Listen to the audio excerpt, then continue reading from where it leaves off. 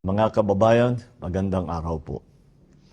I have returned from my state visit to Cambodia, where I had a constructive exchange with, amongst others, Acting Head of State and Senate President Hun Sen on advancing our bilateral relations across key sectors and fora. I also met with Prime Minister Han Manet, and we underscored the mutual regard that we place on our close bilateral and multilateral cooperation. In our efforts to strengthen our respective economies and that of our region, we highlighted our collective interest to bolster intra-ASEAN trade through enhancing market access.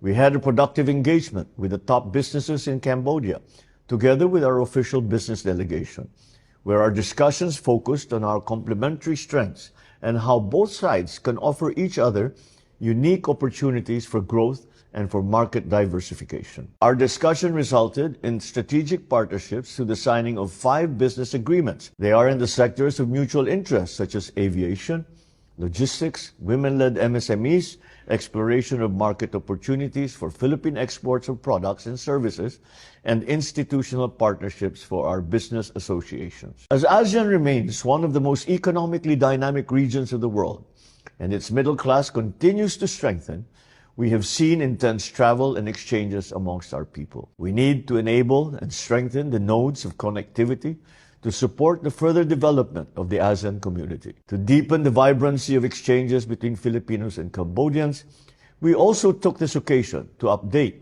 our air services agreement. I was also pleased to see that we would have more exchanges in higher education through the conclusion of our agreement in cooperation in higher education with Cambodia. This allows the Philippines to continue its noble work in providing empowerment to people in the region, opening the door to their social mobility and professional improvement. This has been the Philippines' track record for many decades now, and we will continue to help the region in this way. And while we open doors for tourism and cultural exchanges and reap the benefits of regional integration, we also recognized the emerging security threats in our region. In this regard, we affirmed our determination to fight criminal elements that misuse technology and exploit our peoples. To improve our cooperation in addressing transnational crimes, we agreed to update our bilateral agreement to make it more responsive to the evolving security issues facing our region. Likewise, we recognize the need to update our agreement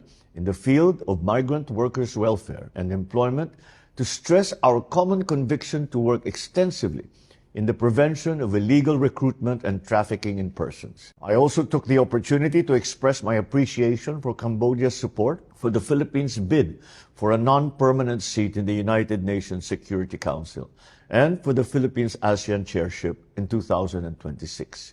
Any visit, of course, would not be complete without honoring the valued contributions of our hardworking, talented, and dedicated Filipino community in Cambodia.